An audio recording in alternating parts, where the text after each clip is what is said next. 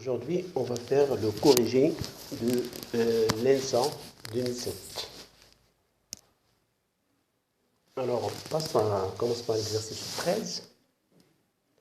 Soit la fonction f de la variable réelle x définie sur R par f de x égale intégrale de 0 à x dt sur 1 plus t carré. Premièrement,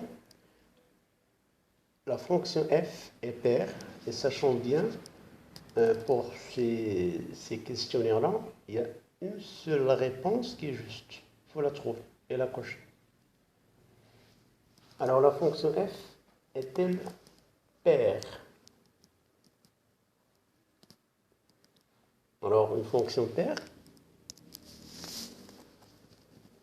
f est paire si et seulement si, quel que soit x, d'abord le domaine soit centré. Donc parler de la parité, il faut d'abord parler d'un domaine centré. Par exemple, moins A. Pour s'il n'est pas centré, on ne parlera pas de ce qu'on appelle la fonction paire. Sachant bien que f de x égale intégrale 0x. Alors là, x, évidemment, elle est positive. Donc ici, on n'a pas un intervalle centré pour parler de la parité. Mais c'est pas grave, donc on va juste 1 plus t carré dt. Donc cette primitive, ce n'est que arc tangente 0x, qui est égal à arc tangente x moins arc tangente 0, qui est évidemment égal à 0. Et l'arc tangente, on sait que c'est une fonction qui est impaire. Donc l'arc tangente, c'est une fonction qui est impaire. Alors donc la proposition, elle est fausse. f' de x égale moins 2x sur 1 plus x au carré, le tout au carré. Alors juste pour ce genre d'intégrale, pas la peine de vous casser la tête quand on vous demande de dériver la primitive, pas la peine de calculer l'intégrale. Donc f' de x, quand je dérive la primitive, j'aurai directement la fonction f1 sur 1 plus x au carré tout simplement.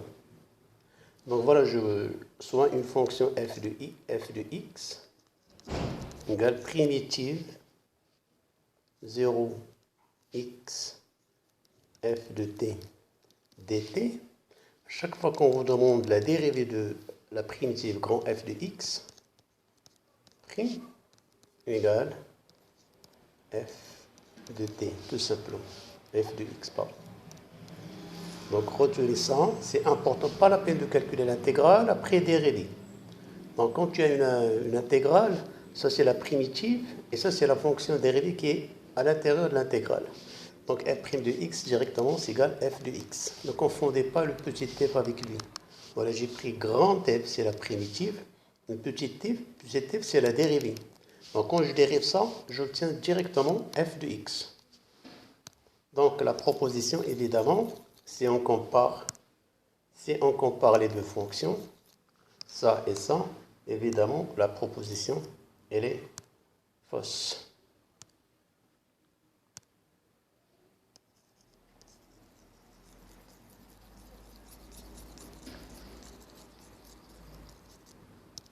Alors là, c'est faux. La fonction f est décroissante sur R. Alors, il y a des propriétés des fonctions primitives.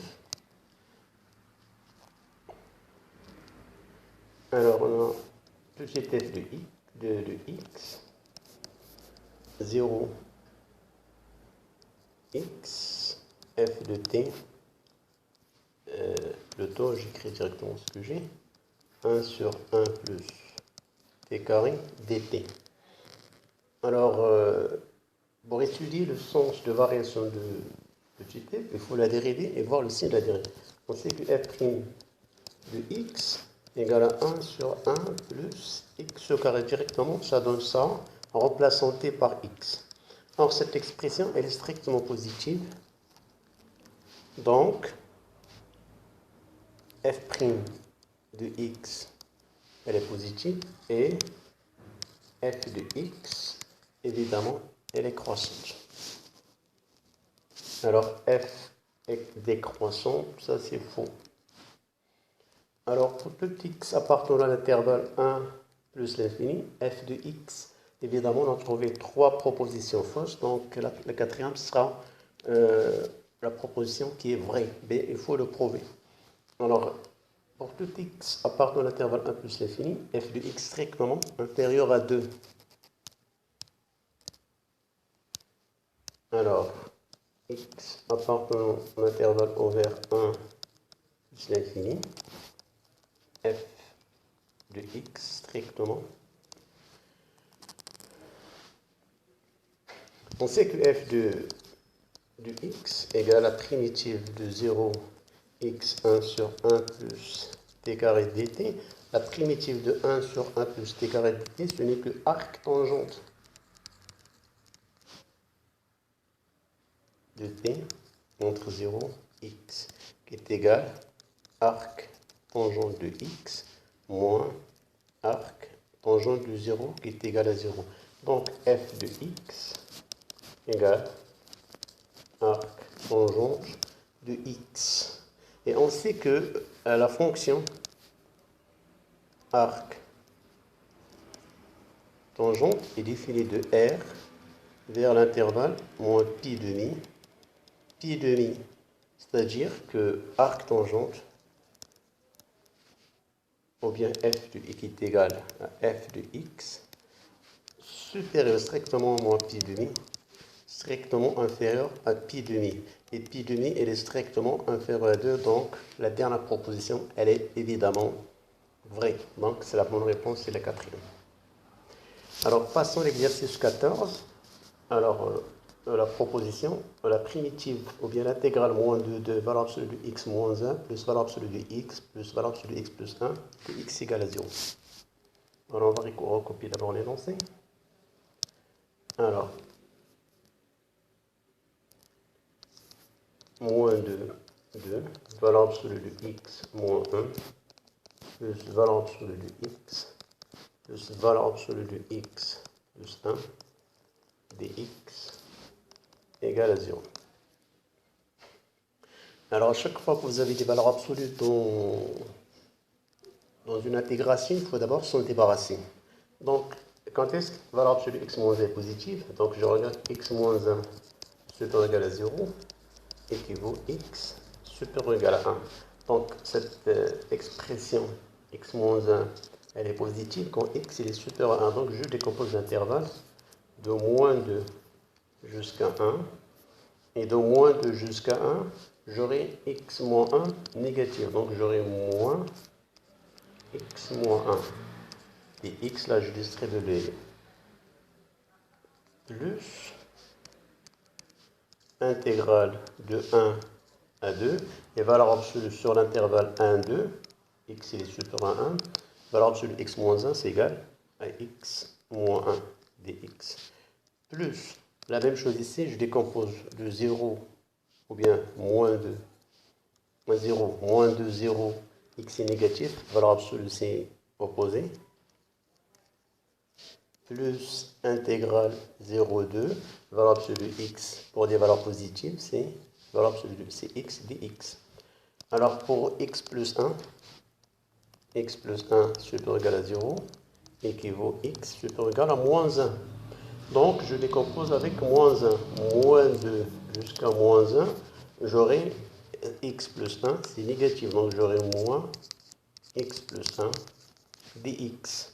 Plus entre moins 1 et 2, j'aurai supérieur à moins 1, donc j'aurai x plus 1 qui est positif. Donc valeur absolue, c'est x plus 1 dx. Et à partir de là, je commence à calculer les primitives ou bien les intégrales de ces fonctions-là.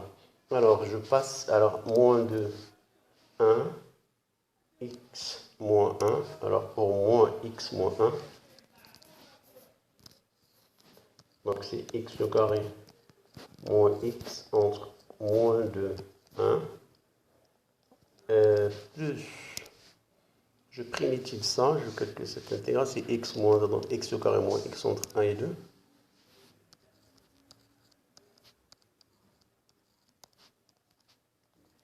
Après, moins x carré entre moins 2, 0, plus x carré entre 0, 2. Voilà, j'ai fait pour celle de x. Là, c'est moins x carré sur 2.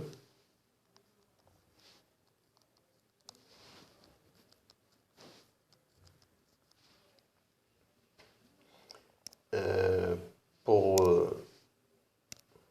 la suivante, c'est là. Alors là, j'aurai moins x carré sur 2 plus x compris entre moins 2, moins 1. Moins x au carré sur 2 plus x entre moins 2, moins 1, plus, même chose, x au carré sur 2 plus x entre moins 1 et 2. Alors, une petite vérification, voilà, x plus 1, x plus 1. Et après, je calcule ces primitives-là. Alors, là, j'aurai moins, je remplace x au carré par 1, j'aurai 1 demi, moins 1, moins et moins, ça fait plus, moins 2 au carré, ça fait 4 sur 2, ça fait 2, moins et moins, ça fait plus, avec moins, ça fait moins 2. Donc là, je reprends, là, je cache ce moins, je calcule d'abord, ça fait, pour x égale à 1, alors pour x égale à 1 ici, on trouve ici moins 1 demi, moins x. Pour la deuxième, moins et moins, ça fait plus.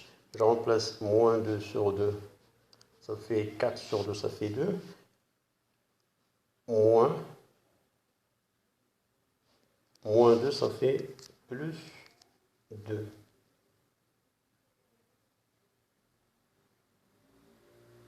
Ou bien je remplace directement, donc ça donne moins 2.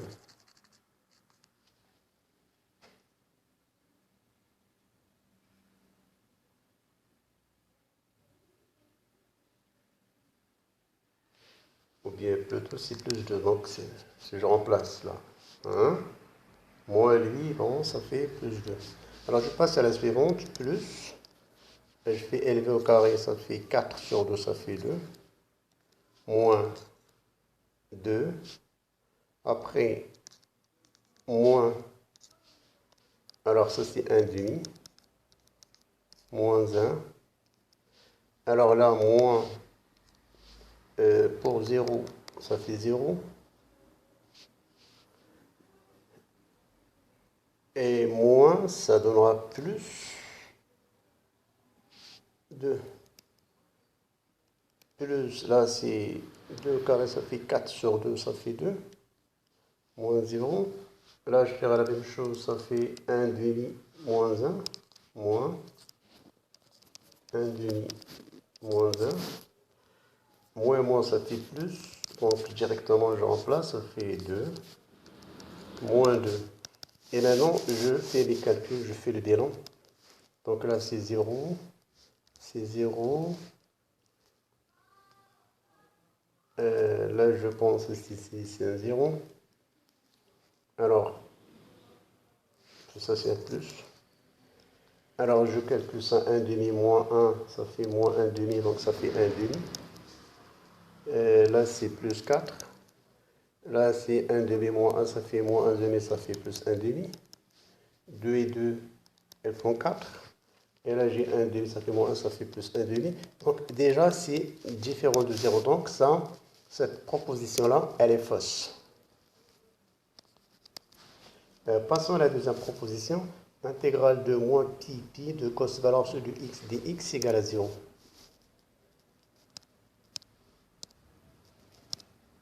Alors, intégrale moins pi cos valeur absolue de x dx égale à 0. Alors, bon, la même chose, je décompose. Alors, moins pi 0, cos moins x dx, plus intégrale 0 pi cos x dx, sachant que le cosinus est une fonction paire. Donc, j'aurai intégrale moins pi 0, cos x, plus intégrale 0 pi cos x dx. Alors là, je calcule la primitive de cosinus, ce n'est que sin x entre moins pi 0 plus sin x entre moins pi 0.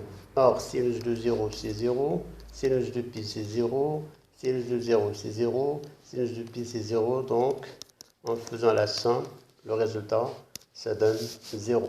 Donc, cette proposition, elle est vraie. Passons juste voir un petit peu ces propositions-là. La fonction x, on lui fait correspondre 1 sur cos carré de x, est une primitive de la fonction. Alors, il faut juste dériver ça et voir qu'on n'aura pas ça. Même chose ici, il faut dériver ça et on verra qu'on n'aura pas ça. Donc, juste pour ne pas passer plus de temps, je me limite à ça. Donc, on a trouvé la bonne réponse ici et la bonne réponse là. Bon, voilà, j'espère que vous l'avez bien compris. Bon courage et à la prochaine.